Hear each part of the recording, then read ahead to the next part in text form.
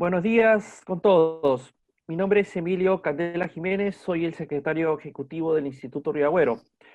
A nombre del instituto les damos la bienvenida a este seminario virtual titulado La Corte Virreinal y la Articulación Política en el Perú, una metodología interdisciplinaria siglos XVI-XVIII, organizado por el Grupo Peruano de Historia de Derecho del Instituto Río Agüero.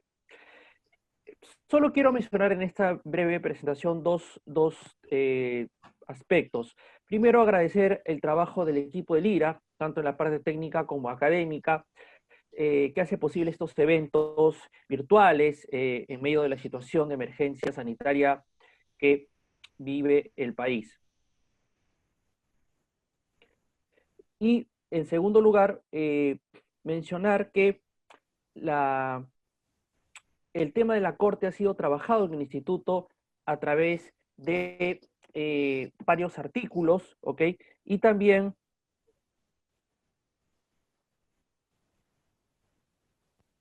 y también a partir de la publicación de un libro en el año 2014 titulado Corte de Virreyes, que fue publicado por el doctor Eduardo Torres Arancibia, profesor de la Universidad Católica y también miembro investigador del Instituto.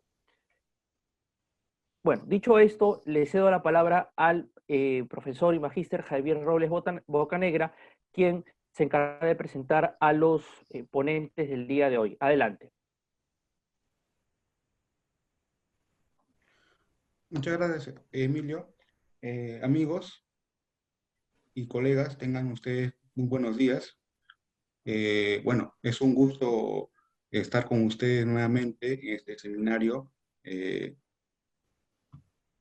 la Corte Virreinal. En realidad, los puntos que nos han llevado justamente a poner este seminario desde el Grupo de Historia del Derecho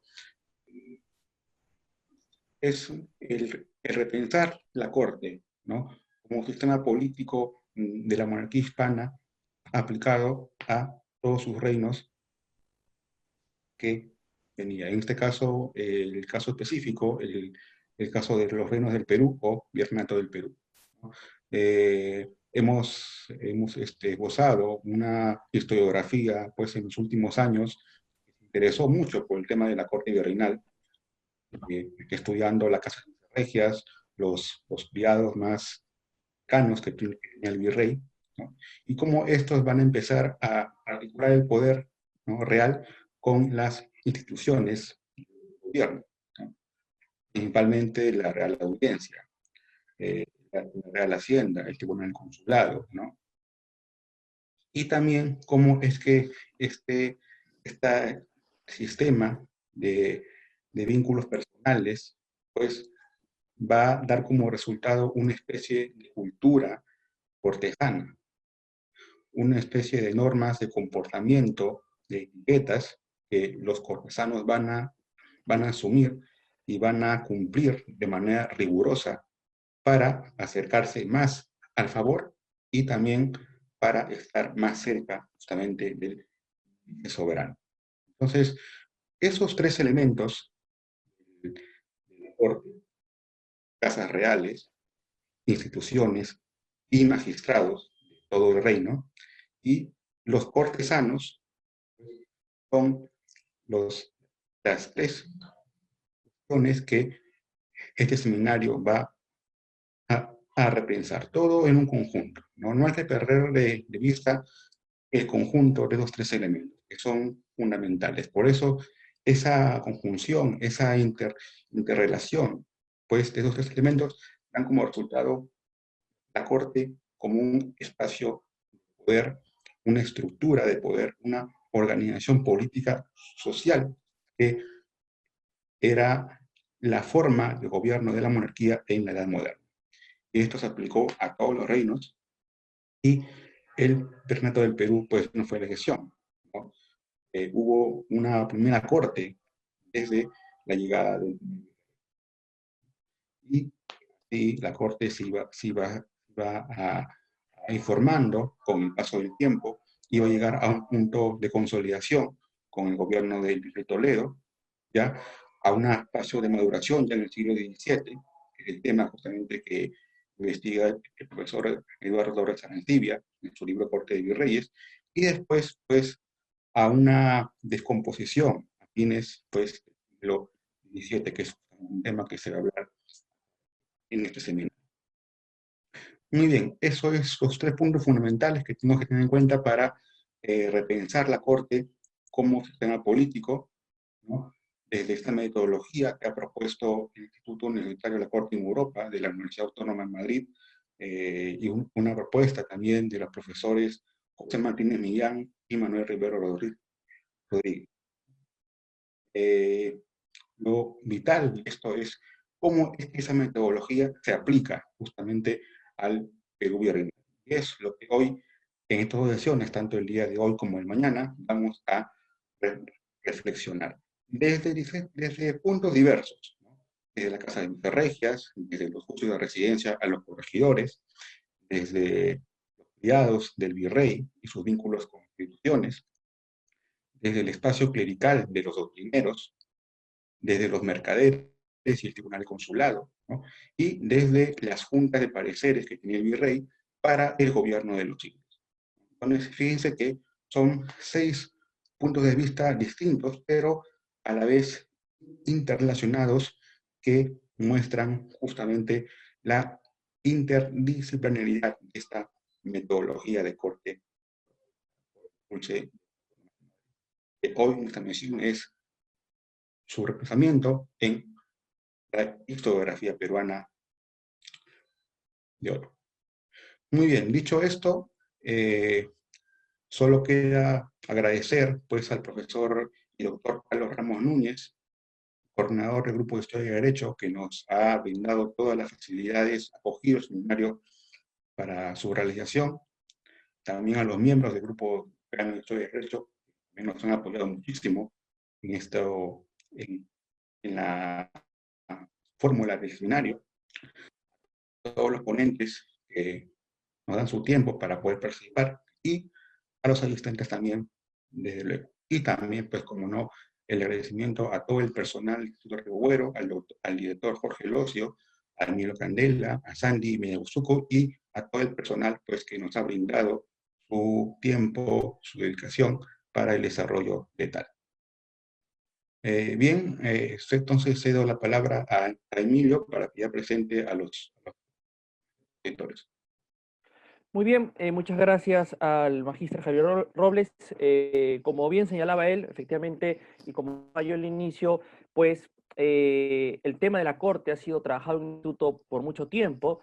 Hemos tenido destacados especialistas que han realizado investigaciones sobre ese tema, y por eso él también señalaba el libro del doctor Eduardo Torres Arancibia.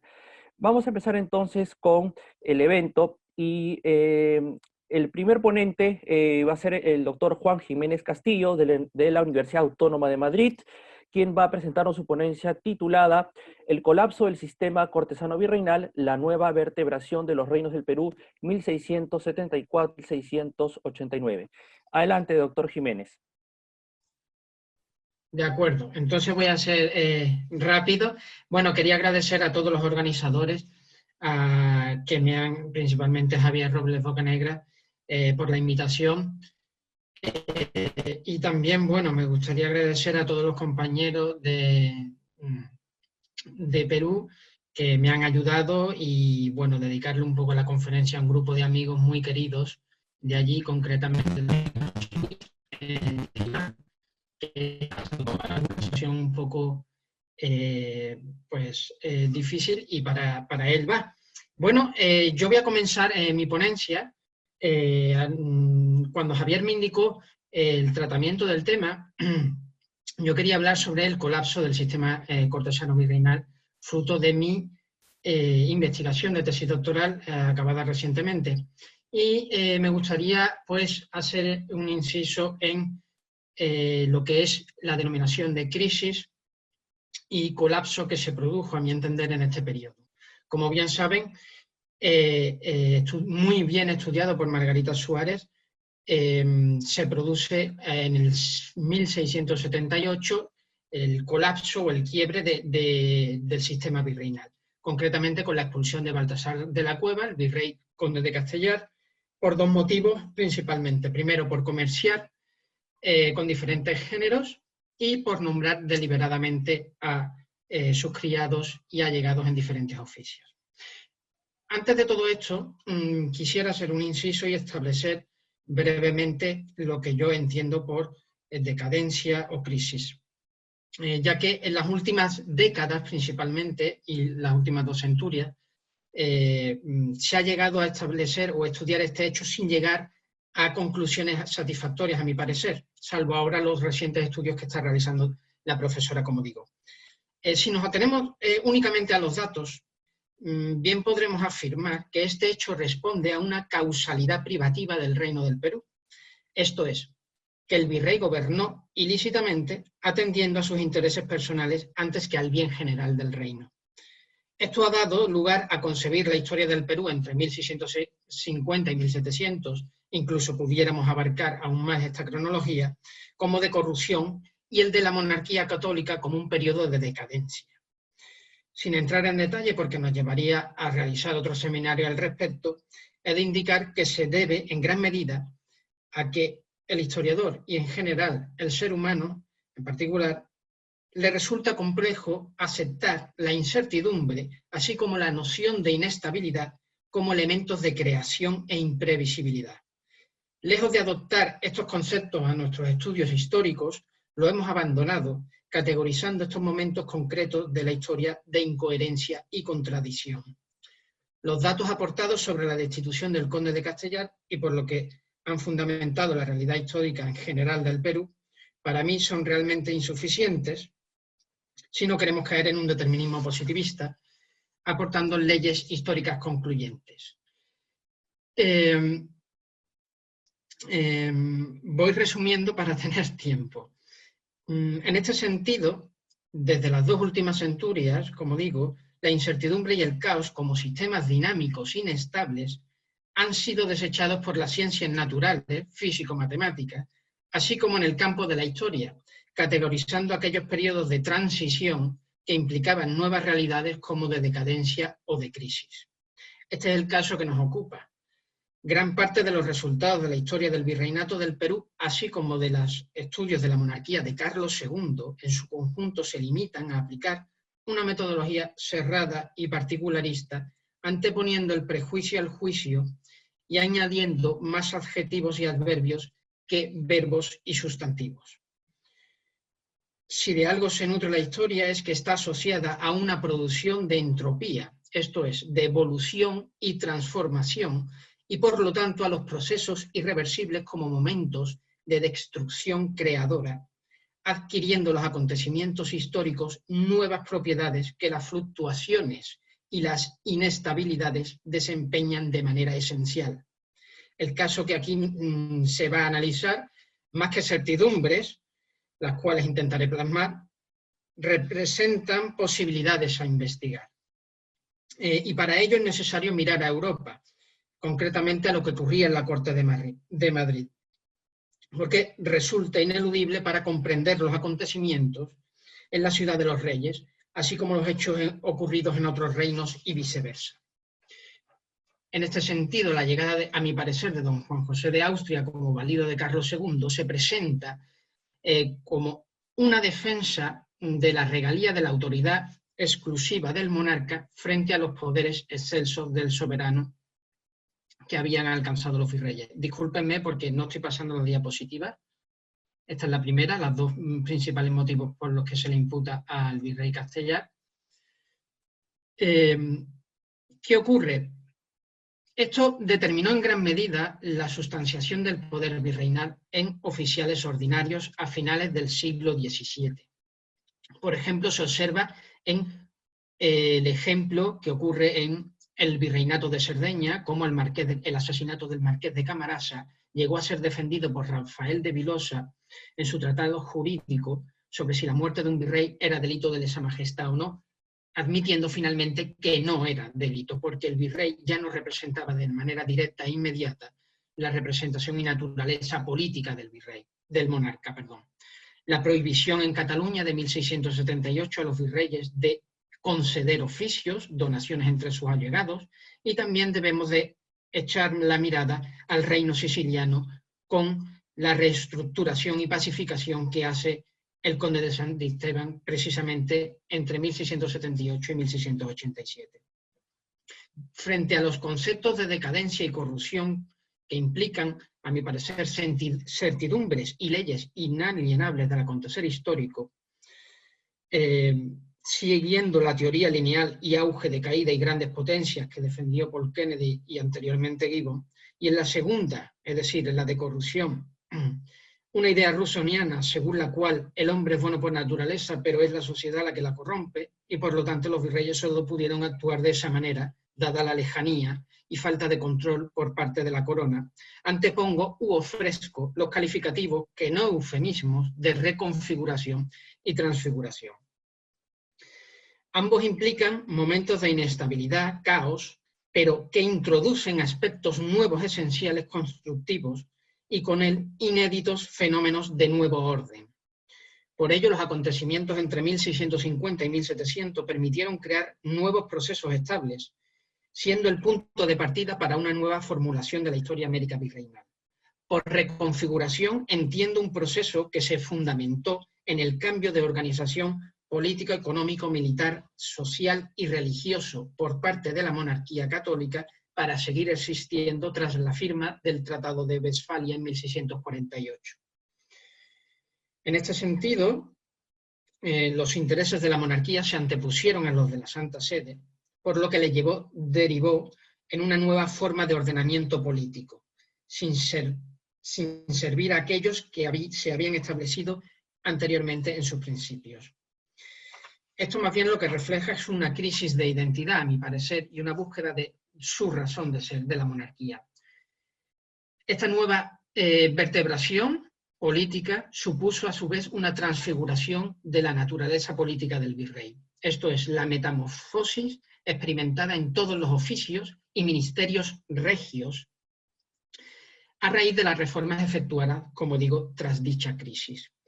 Por lo tanto, el gobierno indirecto, clientelar y patronazgo fue dando pasos a un gobierno directo de gestión y racionalización o institucionalización del territorio que se prolongó durante décadas. Igualmente, supuso una transformación de la nobleza, de su poder carismático, crematístico, así como el ceremonial de recibimiento por parte de los virreyes. Lo que pretendió Juan José de Austria fue, a su llegada en 1677, descentralizar el poder de los virreinatos y de los virreyes, que habían terminado por convertirse como reyes en los reinos, bloqueando el sistema comunicativo entre el rey y los reinos o los súbditos. Por lo tanto, era necesario despojar la esencia absoluta del virrey en todos los reinos. Ocurre en Sicilia, ocurre en Nápoles, ocurre en Cerdeña, ocurre en Cataluña, en México y en Perú en estos momentos. Para ello, se reduce el séquito de los virreyes y concretamente el del conde de la Monclova, el último, podríamos reducirlo, dado que es el séquito extraído de su viaje a Nueva España anteriormente de llegar a Perú, la desarticulación de las casas de los virreyes, dado que no podían conceder gracias y mercedes tras las cédulas de 1678 y 1679, por la cual prohibía conceder mercedes y oficios entre sus allegados, así como una pérdida de representatividad, que ya lo introdujo Juan de Solórzano en su política indiana de 1648, pasando los virreyes de ser oficiales regios a ser oficiales ordinarios, sujetos a una legislación, a un salario y a un mandato limitado. Por lo tanto, esto supuso una destructuración de los principios jerárquicos de la autoridad y a su vez una nueva composición de los virreyes. Como digo, las principales... este es el séquito del conde de Castellar, digamos que es uno de los últimos grandes virreyes, o digámoslo así, virreyes absolutos, y de máxima magnanimidad por parte de los virreinatos o de los virreyes hasta este momento. La pérdida de concesión de mercedes y oficios supuso, de 1678, se calcula entre 200.000 y 300.000 pesos, por lo cual esto conllevó al duque de la Palata, a don Melchor de Navarra, y Rocafort, posterior el que cogió el relevo de Castellar, a introducir una queja en la Corte de Madrid previamente a partir hacia Lima, dado que era imposible gobernar el territorio sin tener la autoridad y el respeto que concedía el premio de la liberalidad o la economía de la gracia. A su vez, el Consejo y la Cámara de Indias retomó la administración de dichos oficios, por lo cual las secretarías virreinales cayeron en una sustancial pérdida de su poder, limitándose a 1/3 el salario o el que mantenían anualmente. Voy a eliminar cierta parte de la conferencia, dado que si no me sería imposible terminarla, pero he de decir que tanto la compraventa de oficios por parte de la corona no solo supuso una necesidad imperiosa de recaudar fondos, sino que se intentó incorporar nuevos actores o crear una nobleza nueva, desvinculando a viejas autoridades, con el fin de defender las posiciones regias o regalistas de la corona.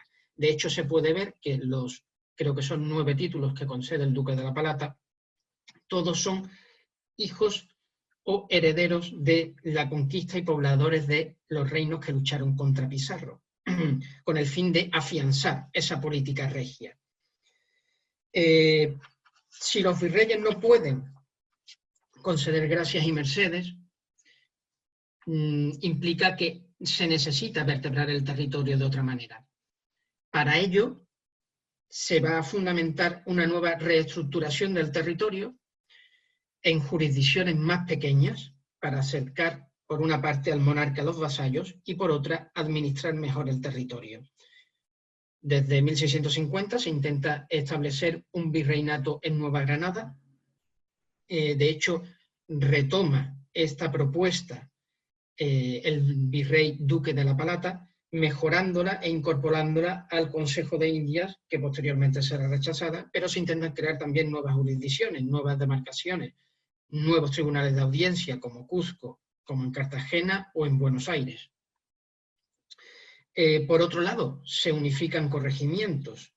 Lo que se pretende es pasar o hacer un traslado de una economía doméstica y patrimonial que está caracterizada por un sistema que operaba a través del gobierno personal, del parentesco, del clientelismo y el patronazgo, como indicó anteriormente Javier, que seguirá existiendo, pero va dando pasos hacia una economía política o territorial, una economía fundamentada en la maximización económica de los recursos con un claro fin: estabilizar la balanza de pagos, propia de las bancarrotas sucesivas que tuvo durante el siglo XVII la corona y que se estableció tras la Junta de 1679. Por lo tanto, en este sentido, se observa cómo hay un traslado por la cual las guerras de religión dejaron paso a las guerras económicas. Y la corona comenzó a tener no solo comercio, sino a manifestar un espíritu comercial, que es distinto, durante el siglo XVIII, lo cual le llevó a mejorar y a desembolsar grandes cantidades en la Compañía del Mar del Sur, así como en la militarización o en la fortificación de las diferentes ciudades de la costa del Pacífico y del Caribe. Por otro lado, otro aspecto a destacar es que los virreyes sucesivos fueron siendo burócratas, que en cierta medida ya lo indicó Rubio Mañé en su obra El Virreinato, con grandes conocimientos de la administración política y de la experiencia militar. Y a su vez hubo una reducción de la composición cortesana y de su magnificencia, llegando incluso el primer virrey de Nueva Granada, don Jorge de Villalonga, a manifestar sus quejas al Consejo de Indias por las grandes incomodidades que presentaba el Palacio Virreinal o el Palacio Real de Nueva Granada. Esta, digamos, transformación o traslado de una economía doméstica y patrimonial a otra política se observa muy bien en la guardia del virrey, que dejó de prestar, aunque continuó, pero dejó de prestar un servicio personal directo al virrey, a ser la guardia del reino. Se aumentó, por otra parte, el poder de los corregidores y gobernadores y presidentes de audiencia. Y, como digo, esto puede quedar para el debate, una exposición que tenía sobre el Consulado de Comerciantes de Lima, pero me interesa ver o destacar cómo este tránsito de una economía doméstica o patrimonial a una economía política se observa al menos en el juicio de residencia tanto de Castellar si lo contrastamos con el del Duque de la Palata. El juicio de residencia de Castellar, que según Palata, hasta la residencia del señor conde de Castellar pareció que era bueno, que era buen tiempo y ocasión de acriminarlo todo, no para el remedio de su obrar, sino para la venganza de las pasiones propias, fue un proceso encausado para eliminar principalmente al protegido de la reina Mariana de Austria y cerrar un periodo de virreyes aristócratas en América. Si se observa bien, de los 39 puntos que se distribuyó en el interrogatorio del Consulado de Lima, 14 fueron directamente a investigar si hubo un acomodo entre criados, parientes y allegados, y la segunda, con 12 cuestiones o preguntas, fueron determinadas para ver si había establecido un comercio ilícito en la Real Hacienda. Si pasamos a la distribución del interrogatorio del virrey Palata, observamos que hay un cambio sustancial en el intento de controlar o saber cómo había sido la gestión de este virrey. Principalmente, como pueden ver ustedes en la pantalla, 18 fueron a la administración de las minas de Huancavelica. La defensa del patronato regio también cobra una especial importancia, pero sobre todo es la administración fiscal, económica, la doctrina indígena y principalmente la defensa. Si vemos las 6 preguntas que se hacen sobre criados o provisiones y mercedes, vemos cómo se está produciendo este trasvase de política virreinal. Por lo tanto, con esto ya termino.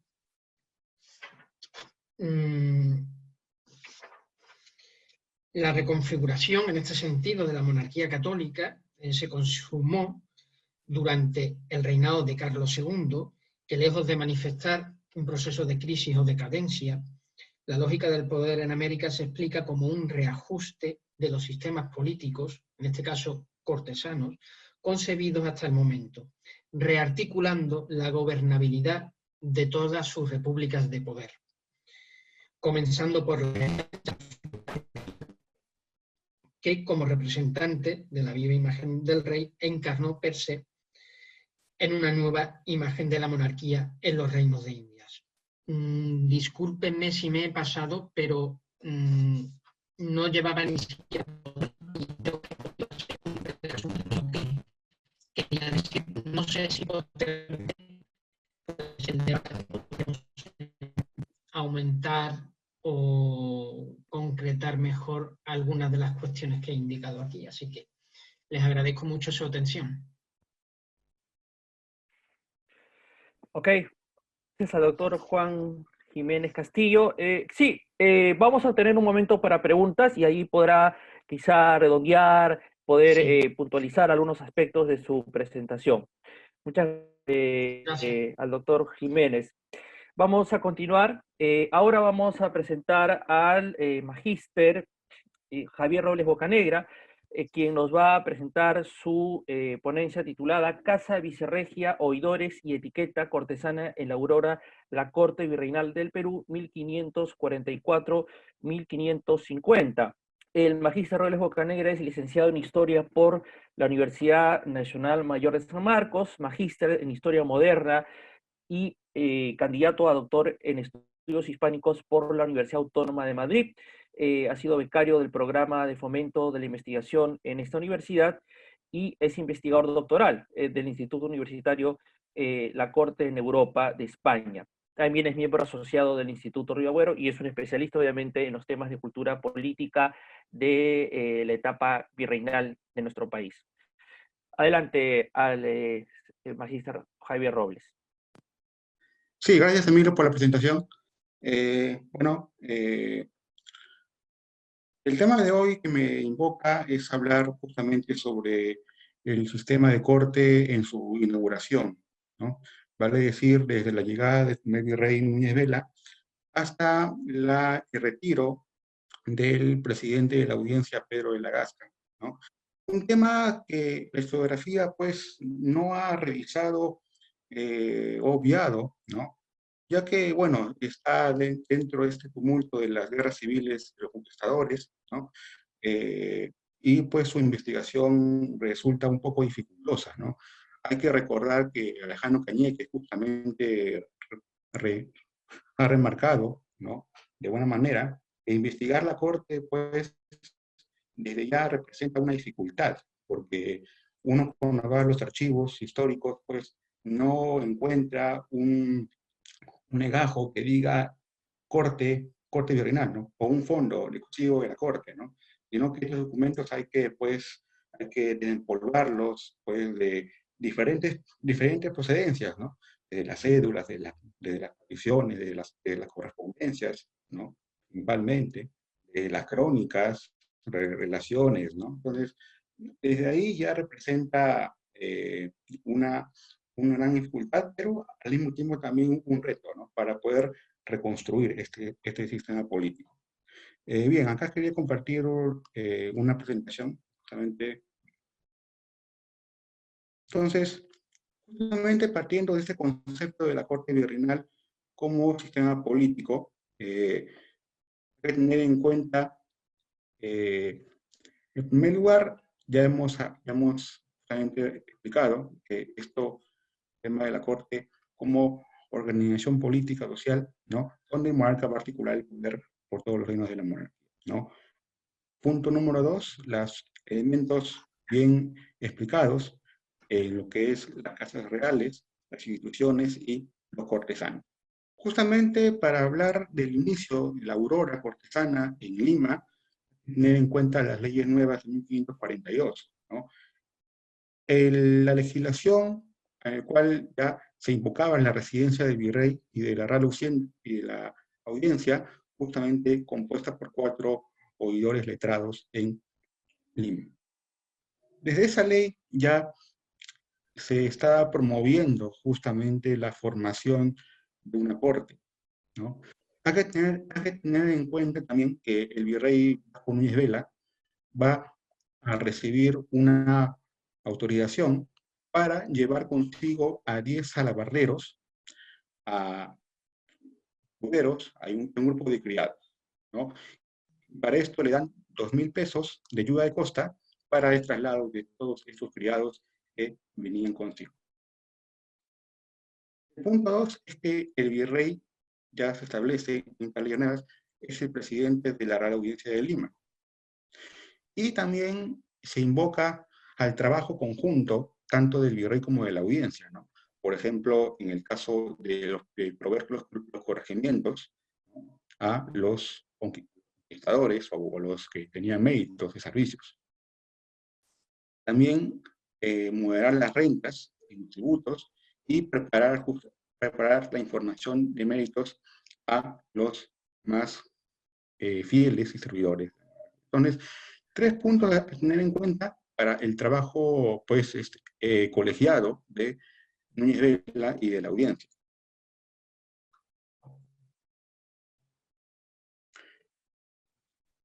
Justamente, hablar de la Casa Vicerregia es un elemento bien interesante, porque acá vamos a ver qué criados y cómo estos criados van a llegar a la cúspide justamente del poder virreinal.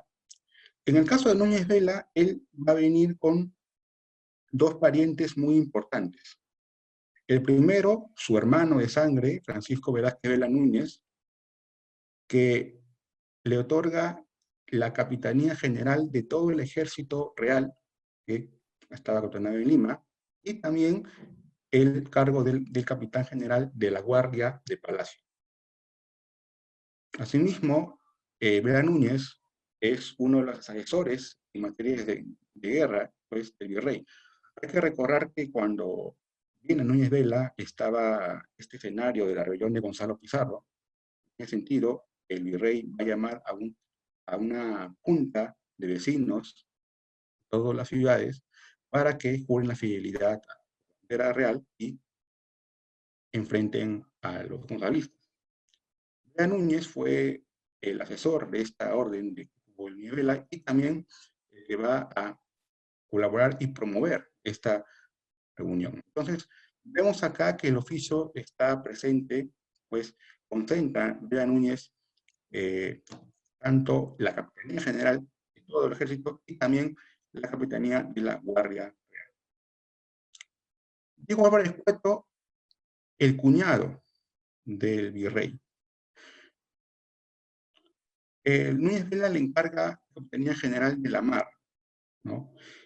Y según las crónicas de Pedro Cieza de León y de Gutiérrez de Santa Clara, Núñez Vela también le otorga a su cuñado Álvarez Cueto, pues, asesoría en materias jurídicas, en materias militares, y al mismo tiempo es uno de sus mayordomos. Hay una relación importante publicada en la revista del Archivo Nacional del Perú, que indica el servicio de Álvarez Cueto como un mayordomo mayor del virrey. Él era el que recibía los dineros de los negocios comerciales y el que guardaba el dinero en la caja. Entonces, vemos acá claramente que los parientes cercanos del virrey concentran los cargos o los puestos prácticamente verticales de la casa. El caso de Alonso Pérez de Valenzuela también es caso para destacar, porque él aparece como el receptor de esas cuentas que administra Álvarez Cueto. Justamente cuando se convoca a la guerra para luchar contra los gonzalistas, el virrey destina cuentas de la hacienda para preparar la guerra.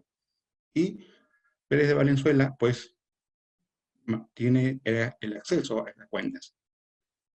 Otro punto importante a destacar es que Pérez de Valenzuela tiene las masas de plata del virrey, esta especie de insignias que llevaban los soberanos cuando hacían su ingreso a la ciudad. Él se encarga de la guarda de estos símbolos muy importantes para la imagen virrey.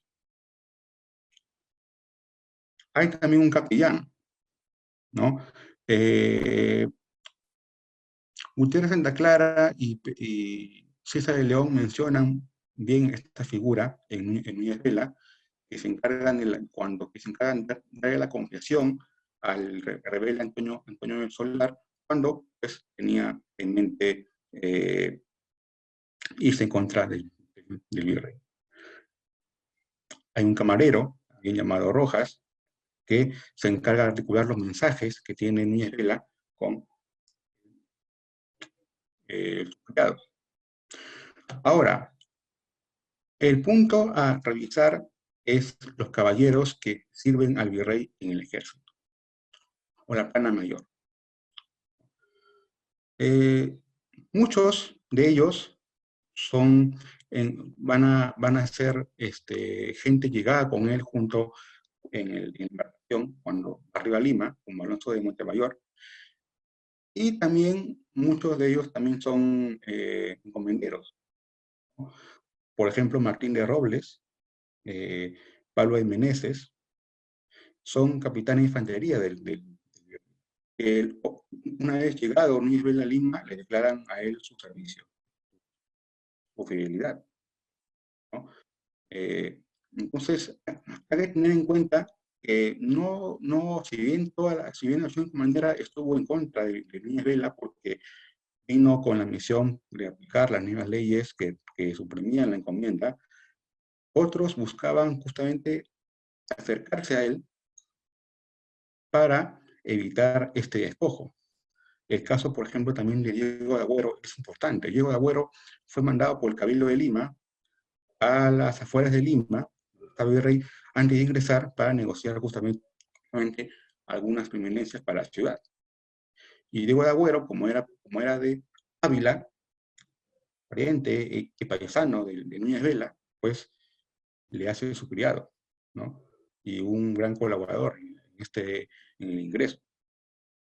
Bueno, eso hay que tener en cuenta para analizar la figura de Núñez Vela. Criados, también de Mendieta, que es otro mensajero, ¿no? Secretarios, como el caso de Santillana, y Pedro López. Pedro López era el secretario del gobernador Vaca de Castro. Cuando viene Núñez Vela, él también se pone a su servicio y es uno de los principales secretarios que redactan las actas del virrey. Con la Guardia de Barreros pasa algo especial, ¿no? Ya hemos indicado que Núñez Vela recibió la autorización para traer barreros propios y en ese sentido él dispone de un conjunto de 100 barreros más para el cuidado del palacio. Muchos de ellos eran paisanos avilenses del soberano, ¿no? Y un servicio fundamental que hicieron va a estar cuando el virrey asesina al factor Suárez de Carvajal en su cámara. Hay que recordar que este factor, en la llegada de Núñez Vela, le mostró su comprensión, le mostró su apoyo, le mostró su compañía, ¿no?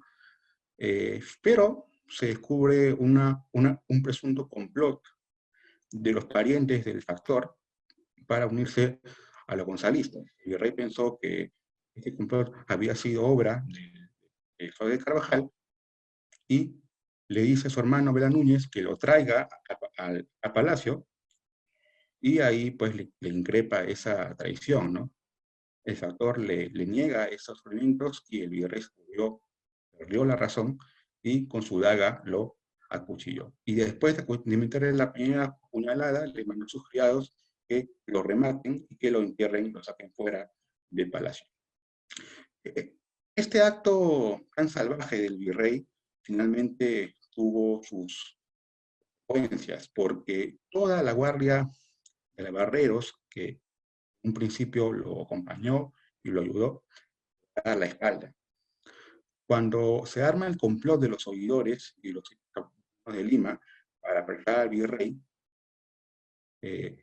estos lo van a traicionar.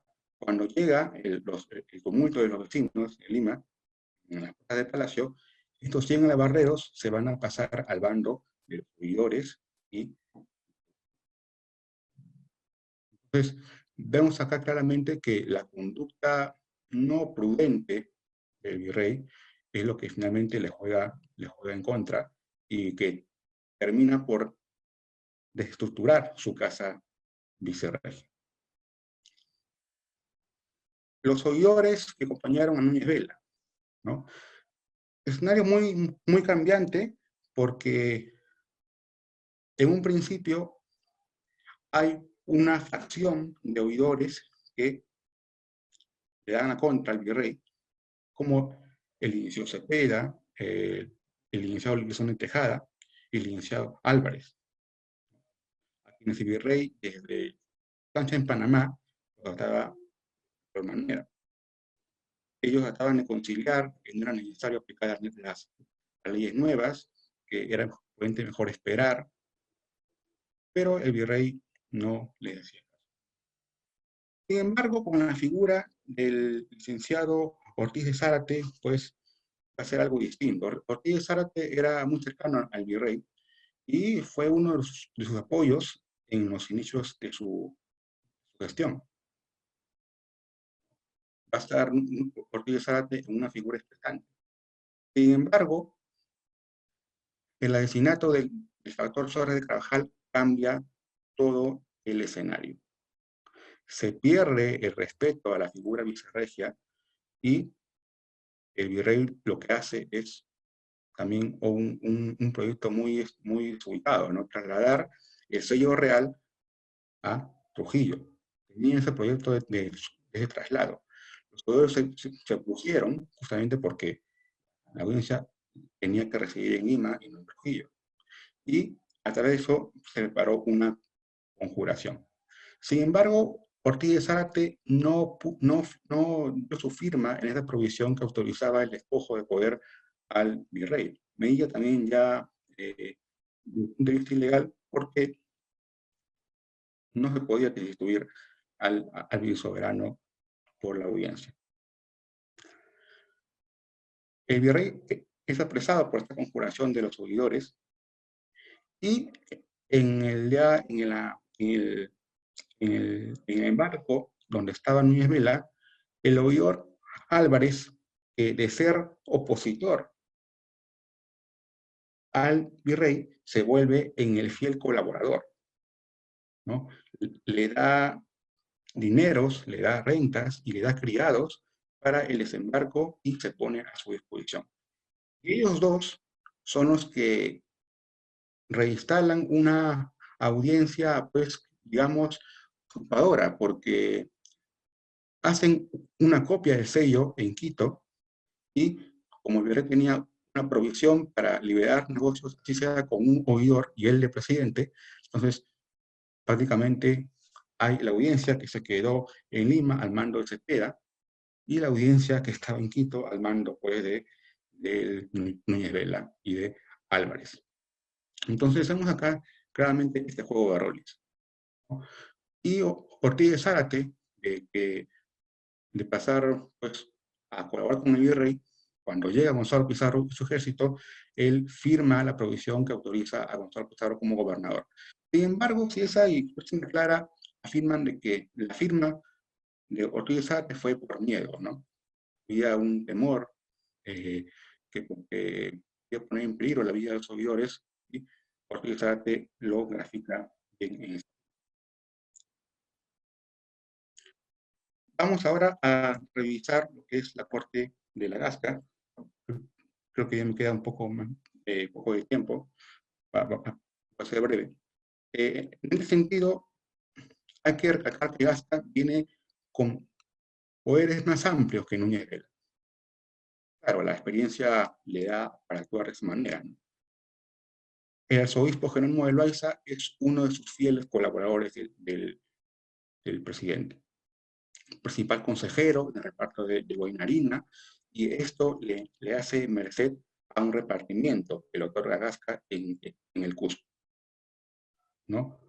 Y también cuando se va a Gasca, regresa, él se encarga de dar las provisiones de cédulas, encomiendas a los resultados que había elegido el presidente. Pedro López, fíjense en la figura de Pedro López, secretario de Baja de Castro, secretario de Núñez Vela, y ahora secretario de la Gasca, ¿no? Básicamente el que siempre está ahí buscando la cercanía del mariscal Alonso Alvarado, otro principal colaborador de Gasca en lo que es la materia militar. Martín de Campo, mayordomo mayor. Teodoro Hampe, en su libro Pedro de la Gasca, publicó una relación muy interesante sobre las cuentas de la casa de la Gasca en los gastos de despensa. Y Martín del Campo, amigo de la Gasca en Salamanca, pues lo trae con él en su embarcación y él se encarga de administrar estos negocios, ¿no? Por su mano pasa más del 80% de todos los gastos de la casa en lo que es despensa. No sé, en vestidos, sastrería, medicina, boticarios, etc. Entonces, tiene un gran poder Martín del Campo para administrar. Pero fíjese abajo en las cuentas que se dan, hay un gran gasto en solo un año de la cuenta de Gasca y en enero del 50, más de 5.000 pesos en los gastos de despensa que hace Martín del Campo, un criado que tenía hambre potestad para que Gasca y los oficiales reales le libren el dinero para hacer esta transacción. Los caballeros de la Gasca en el campo militar, ¿no? son los capitanes justamente que él tuvo cuando estuvo en Panamá, ¿no?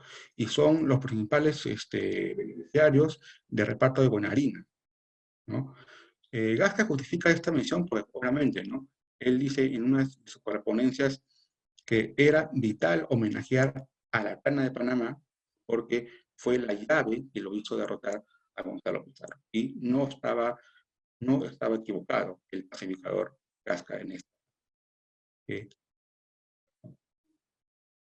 Y los criados y soldados que esperaban ser ratificados por el licenciado, finalmente ellos están esperando en las puertas del palacio, pero Gasca indica que los hacía ingresar, los hacía comer en su mesa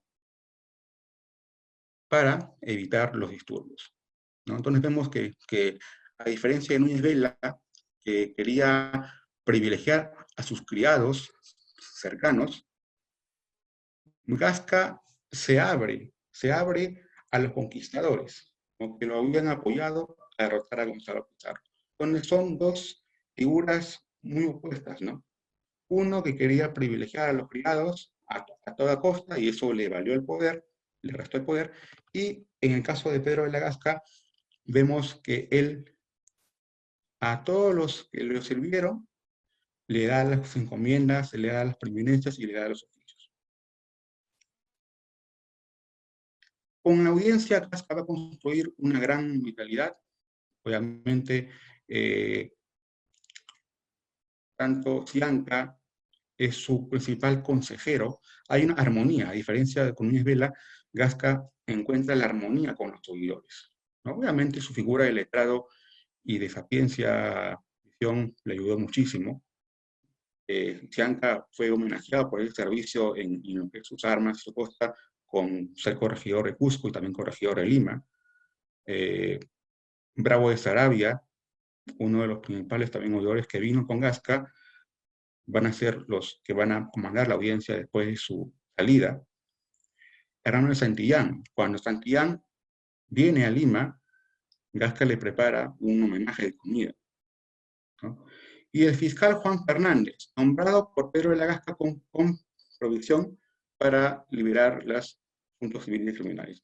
Entonces ayuda mucho a entender que Gasca tuvo amplio poder para encontrar justamente la armonía con la audiencia. Él tenía provisiones para nombrar a oficiales de audiencia si en caso se necesitara.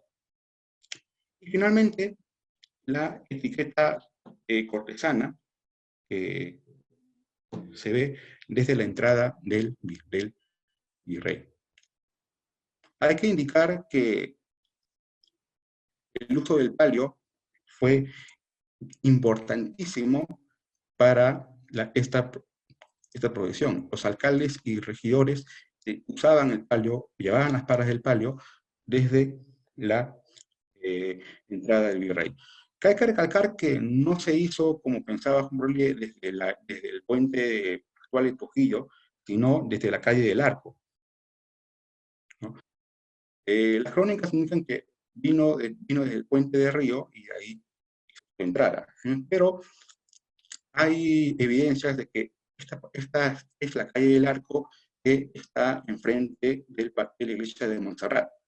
Entonces, hizo una entrada en línea recta el virrey y pues llegó a la Plaza de Armas. Ahí se levantó el fuero del cabildo, él juró respetar los privilegios y después pues pasó a la iglesia catedral para recibir el saludo del arzobispo Loyola.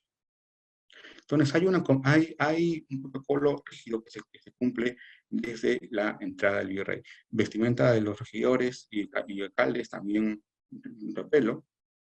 Y lo que indica Ciesa es cuando el virrey está debajo del palio, que los vecinos invocaban que se parecía al Santísimo Sacramento que bajaba pues con palio.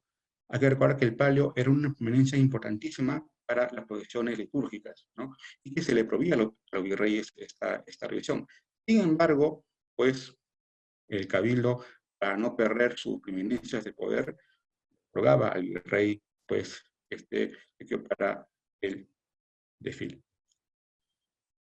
Y finalmente con Gasca es una de las cientos que tuvo más arcos triunfales. Cada ciudad hizo su arco a su nombre en Lima y lo recibieron con danzas, con cuadrillas, y cada danzante, cada grupo de danzantes, cuando comenzaban su baile, le dedicaban una copla a Pedro de la Gasca, como el gran vencedor, el salvador del virreinato, ¿no? Estaba Ya por estamos, todos los arcos la, de la. Entonces, eso, creo que con eso ya podemos concluir. Una visión importante, entonces, para resaltar, es que vemos claramente que hay un sistema de corte establecido desde la llegada de Miguel Virrey, y, y no, pues, como se pensaba en la historiografía, que el marqués de Cañete es el que instala la corte. Sin embargo, vemos claramente que es una corte todavía en formación. Todavía no están delimitados claramente los espacios en la Casa Real, sino solamente grupos de criados cercanos al virrey que tienen papeles destacados, pero que no hay una definición clara de dónde actuar en el país. Con Gasca eso se recupera un poco, pero aún así todavía la Casa Vicerregia todavía no está definida, pero su elemento articulador con la audiencia sí cambia por completo. Tenemos a una Casa Vicerregia que no articula el poder con la audiencia, en el caso de Vela, pero en el caso de la Gasca sí, ¿no? Hay una armonía entre ambas. Muchas gracias. okay. Muchas gracias al magíster Javier Robles por su presentación. Pasemos a la tercera del doctor Renzo Nores, titulada Juicios de Residencia y Justicia Local en Santa hacia 1579. El doctor Renzo Nores es licenciado en Derecho y magíster en Derecho Civil por la Pontificia Universidad Católica del Perú, doctor en Historia por la Florida International University de Estados Unidos.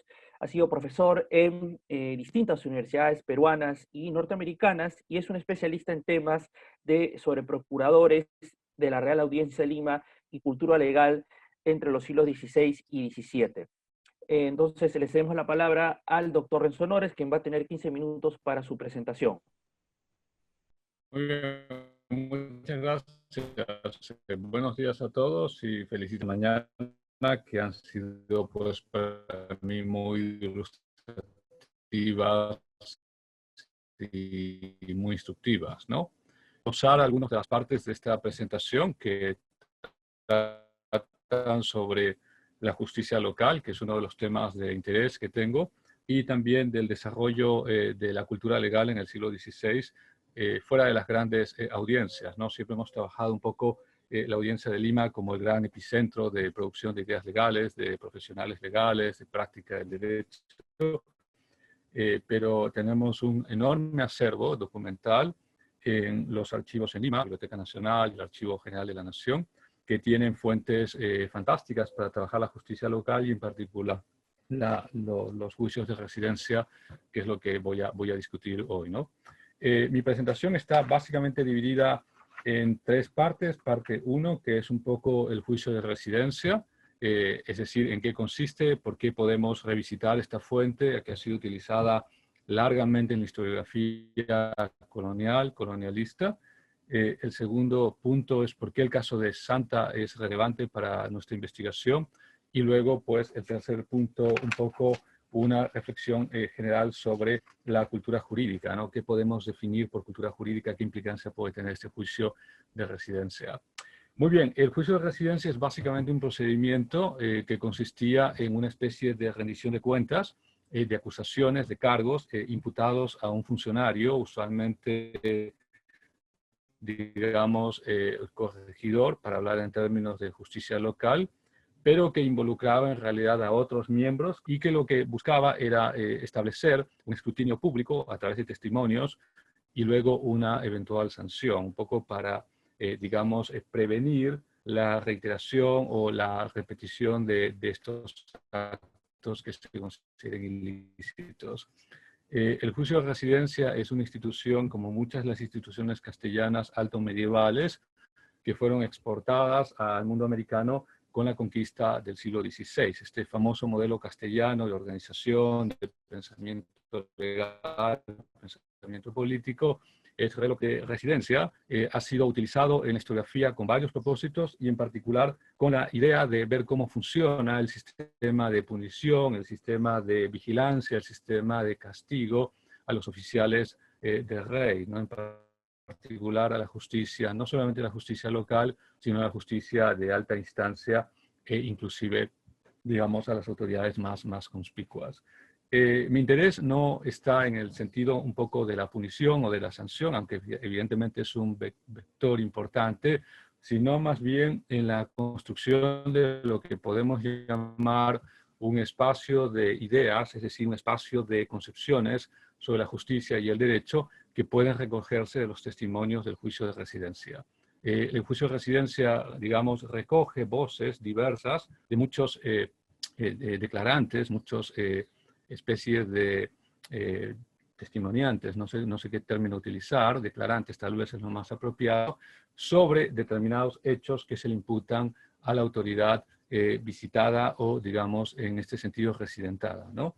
Y además, en el caso del norte del Perú, que es un área que me interesa, existe un enorme cúmulo de juicios de residencia que se conservan principalmente en el Archivo General de la Nación, de forma que, digamos, esta investigación nace un poco no tanto para ver cómo, digamos, se sanciona o se hace un escrutinio de la autoridad, aunque evidentemente es un elemento a tomar en cuenta, sino más bien cómo se van construyendo ideas y conceptos sobre lo justo, sobre lo jurídico, sobre el derecho y sobre el control que los vecinos o los moradores. Muy bien, digamos, ese es el primer punto, un poco revisitar esta fuente, y aunque la fuente existe y ha sido utilizada por muchos académicos, digamos, tratar de repensarla en términos de un proyecto como este de justicia local. Muchos de ustedes conocen Santa, está localizada en lo que hoy es la región Ancash o departamento de Ancash, digamos, hacia el norte de Lima. Está más o menos hacia unos 450 kilómetros al norte de Lima, como quien está yendo de Lima hacia Trujillo. Al final vamos a ver si podemos ver algunas imágenes. Ciertamente, hoy es una ciudad, digamos, pequeña, lo fue también el de la Parrilla, y así está registrado en los documentos, ¿no? Santa María de la Parrilla, pero conocida popularmente como Santa. El barrio, digamos, el Valle de Santa, perdón, es un valle muy fértil, lo sigue siendo hoy, porque tiene una irrigación permanente del río Santa que nace en principio desde el interior de Ancash, la laguna de Yanganuco, si no me equivoco, y, digamos, discurre hasta el Océano Pacífico, ¿no? Bueno, acá podemos ver Ancash, le agradezco mucho a Javier mostrar la imagen, esta es la región, y al norte van a ver la provincia de Santa, ¿no? Provincia Santa, luego viene Casma y luego viene Guarmey, digamos, las tres grandes provincias de la zona litoral de Ancash. Muy bien, entonces estamos hablando de un valle con una, bueno, esto es Ancash en el concierto, digamos, del país, está en la parte central del país, como ven, Ancash, Lima e Ica. Muy bien, entonces estamos hablando pues de una comarca pequeña, pero de un valle muy rico, un valle fértil, con autoridades más o menos constituidas hacia los años 60, 1562, 1563, en la época del Conde de Nieva, y que además va a contar con un cabildo local, una justicia de regimiento, como se solía decir, que van a ser, digamos, escrutados a partir de finales de los años 70, 79, que es el primer caso que yo he podido ubicar, pero hay una serie de juicios de residencia posteriores en los años 80, en los años 90, incluso en los 600, de manera que puede rastrearse la historia de la villa durante por lo menos unos 25 años y recoger unos testimonios que son de una riqueza extraordinaria. Muy bien, entonces tenemos a Santa como una villa pequeña, digamos, frente a la opulencia de lo que va a ser Trujillo en el norte, residencia y sede de encomenderos, lugar de residencia de muchos encomenderos notables. Por ejemplo, Andrés Chacón, notable encomendero de Casma, que está en la parte sur de Ancash, residía en Trujillo, tenía una ciudad de Trujillo. Muy bien, ahora pasemos sí a la parte un poco del juicio. El juicio como tal empieza el año 79, es parte de este, bueno, esta es una imagen un poco colonial de la Mar del Sur, ha sido invertida, y esto que muestra también Javier es bueno, ese es un poco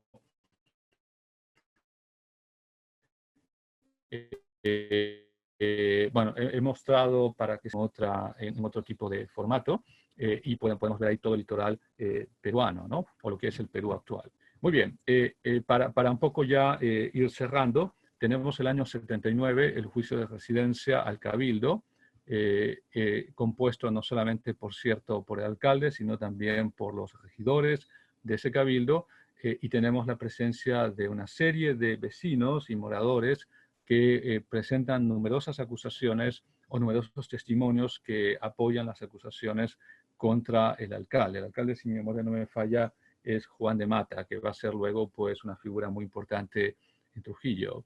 Y la crítica, digamos, que se le hace a Mata es con una serie de diversas historias. Las personas narran historias de hechos de lo que hoy podríamos llamar de negación de justicia, o, digamos, procesos por los cuales el alcalde decide no, bueno, acá tenemos uno de los primeros folios del juicio de residencia, el documento está en el Archivo Nacional, Archivo General de la Nación. Pues bien, tenemos aquí acusaciones y testimonios sobre la actuación de Mata, que Mata, por ejemplo, no inicia en forma de juicio un proceso de una acusación de un amigo suyo que actúa en complicidad con otros parientes suyos para, digamos, una serie de actividades, ventas, si no me equivoco, fraudulentas, o el hecho también de que el alcalde no atiende las peticiones de los vecinos, o también el hecho de que el alcalde tiene una vida maridable e incorrecta, ¿no? No solamente tiene pues una mujer, sino se dice que él está envuelto en numerosos amoríos en el valle, ¿no? Y hay una serie de acusaciones un poco sobre la vida personal y pública del alcalde que a mí me permiten un poco, a partir de esos testimonios, reconstruir tanto el discurso jurídico, el discurso utilizado por estas personas de a pie, y también la idea que está circulando sobre cuál es la función del alcalde, cuál debe ser la actitud correcta del alcalde, cuál debe ser el papel, digamos, de velar por el bien común del alcalde, y también la enorme importancia que tiene la justicia como parte, pues, de los atributos de una autoridad en ese periodo del siglo XVI.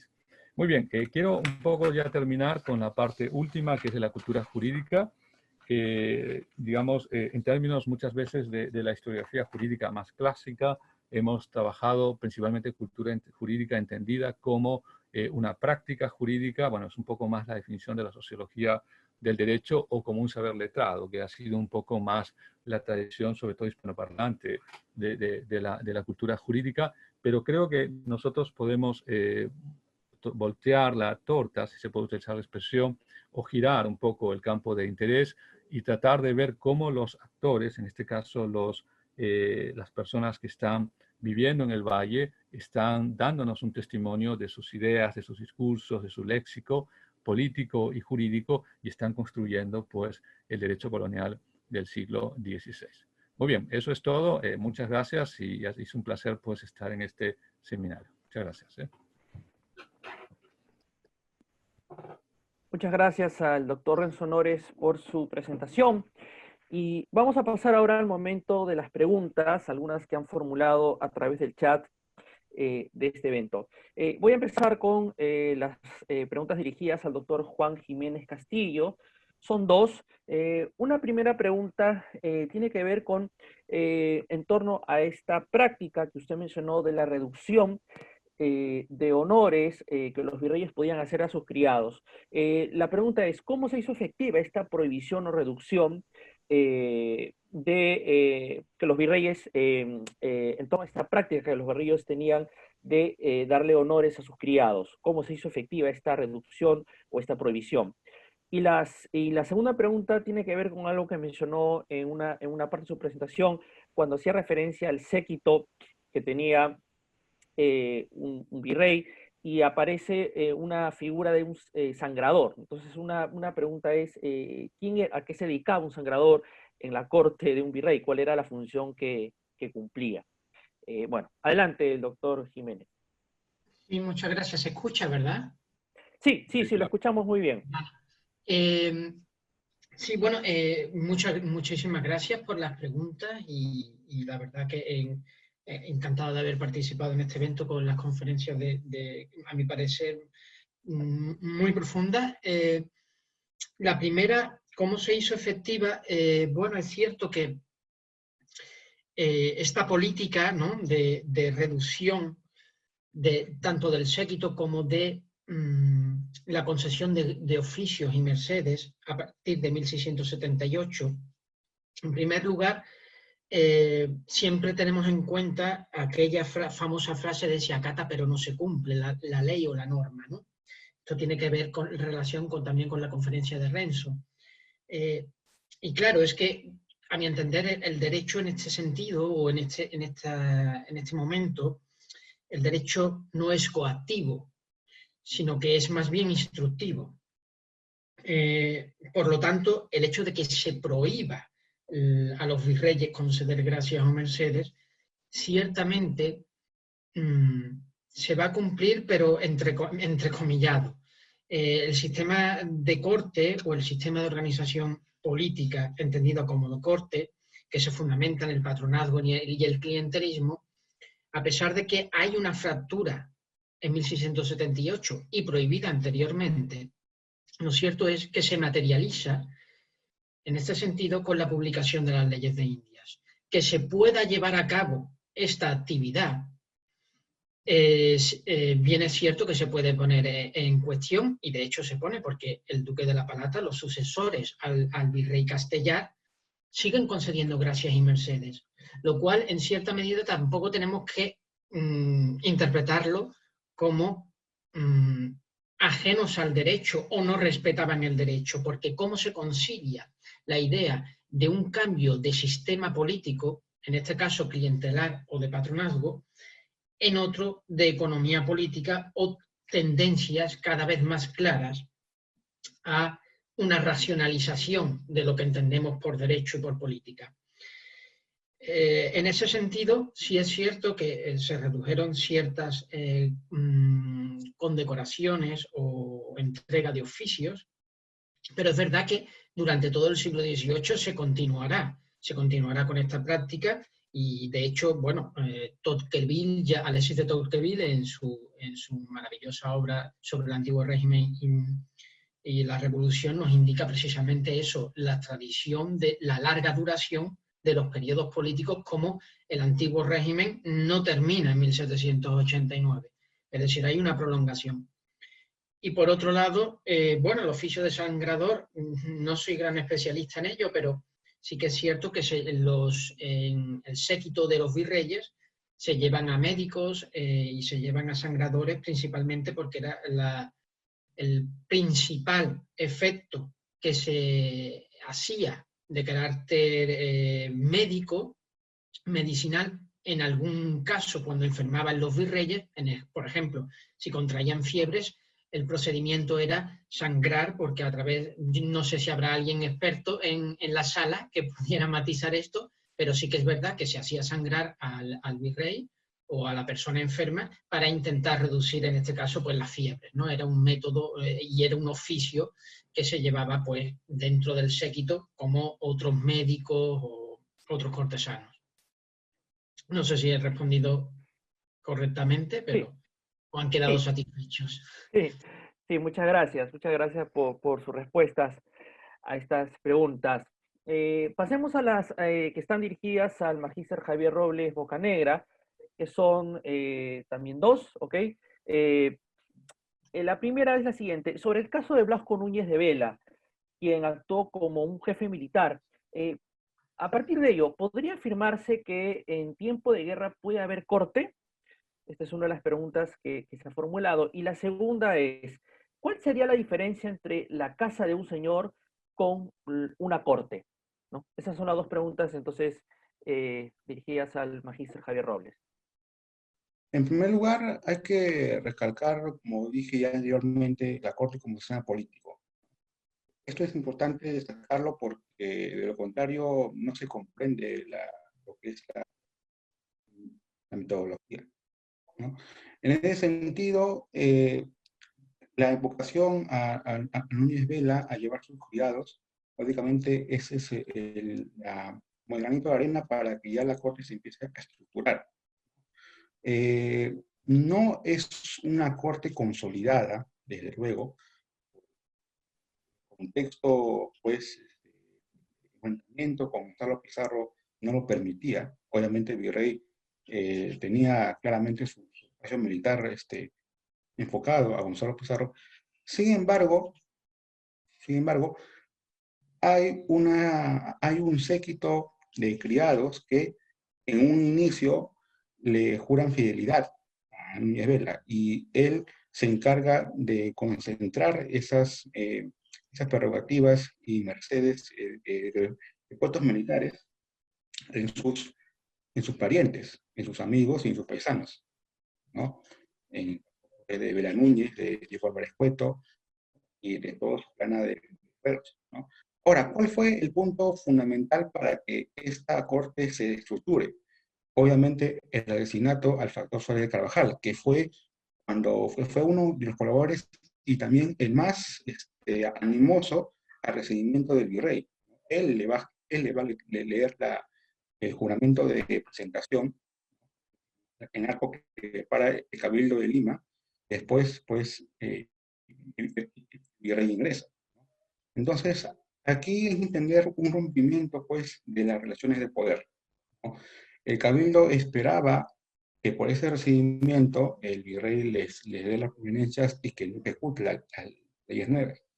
Sin embargo, pues, el virrey lo que él quería y proyectaba era concentrar estos oficios en sus más cercanos confidentes, en sus más cercanos paisanos y parientes, y no en los encomenderos. Y ojo que tenía provisiones para hacerlo. Hay que recordar esta invitación a dar provisiones a los principales conquistadores. Entonces, hay puntos ahí que el virrey podía él articular la corte y prácticamente dejar en stand-by a Gonzalo Pizarro. Pero, sin embargo, pues él bien dice en una de sus correspondencias, no puedo confiar solamente en mis criados y nada más. Pero su conducta no violando estas virtudes de la disimulación, de la discreción cortesana, finalmente le van a caer en juego y esta corte prácticamente se viene para atrás, ¿no? Pero hay que rescatar que ya hay un intento de estructurar una corte menos bastante precaria, pero desde luego los criados y los oficios que tenían dentro de la casa eran importantes.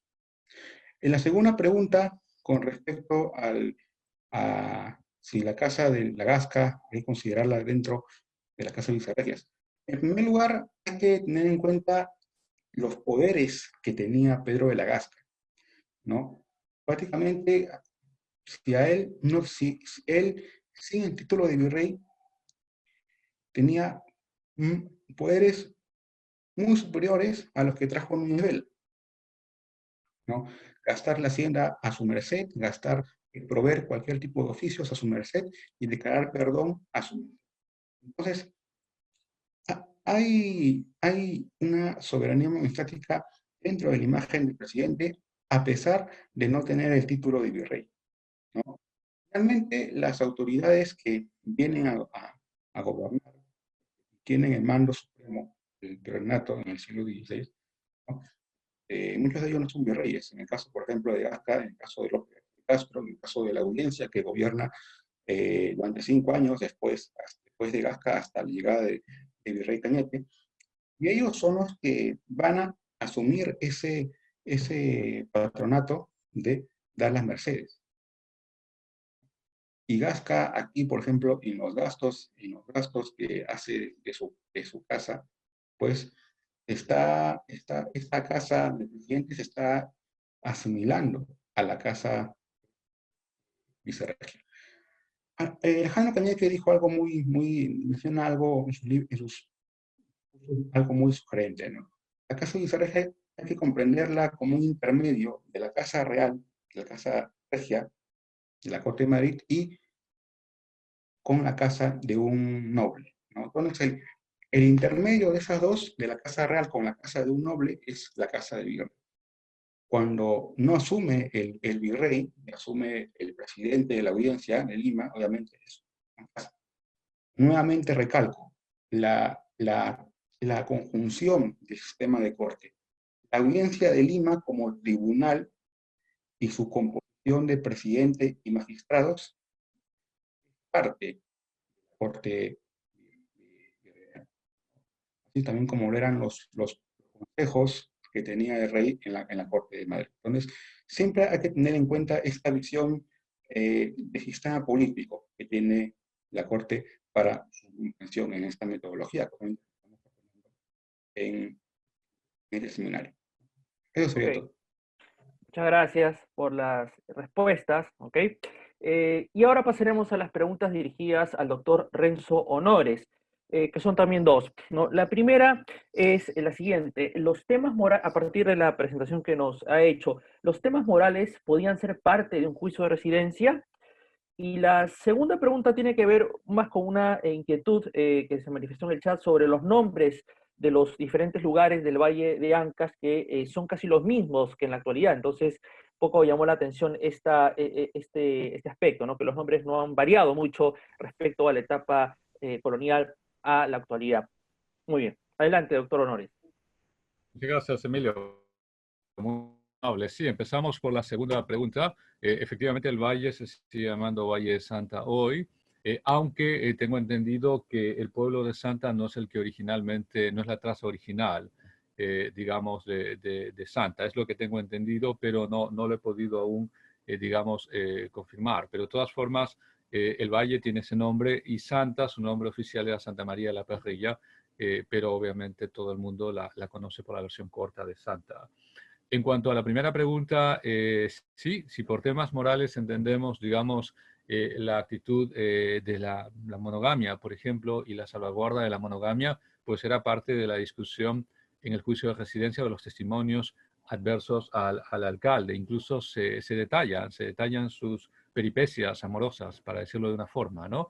Lo cual muestra cuán ricos son estos documentos para un poco incluso construir o reconstruir el etos moralista o moralizante de la sociedad. Por cierto, que la moral, como las cuestiones legales, eran abordadas por muchos autores, no solamente autores jurídicos o moralistas, sino también teólogos, canonistas y la propia gente en particular. Lo que este proyecto procura es básicamente tratar de, digamos, recuperar muchas voces para ver cómo los personajes de la época veían aquello que consideraban justo o definían aquello que consideraban justo y aquello que no lo era. Muchas gracias. Gracias por las preguntas.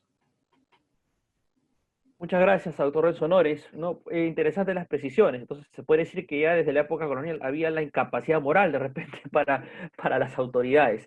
En fin, algunas cosas no han cambiado mucho. Ok, agradecemos a los expositores por las interesantes presentaciones, al público que ha estado conectado y muy pendiente a través de sus comentarios y preguntas, y también al equipo del Instituto Río Agüero por hacer posible este evento virtual. Los invitamos a la segunda sesión de este seminario, que es el día de mañana, a la misma hora, 11 de la mañana, a través de Zoom.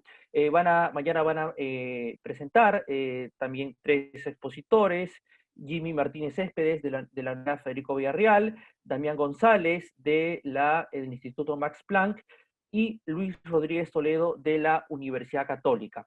Entonces, mañana es la segunda sesión de este seminario. Esperamos también contar con su presencia entonces el día de mañana. Reitero el agradecimiento a todos los que han hecho posible este evento y nos despedimos hasta el día de mañana, ¿ok? Muchas gracias. Permiso.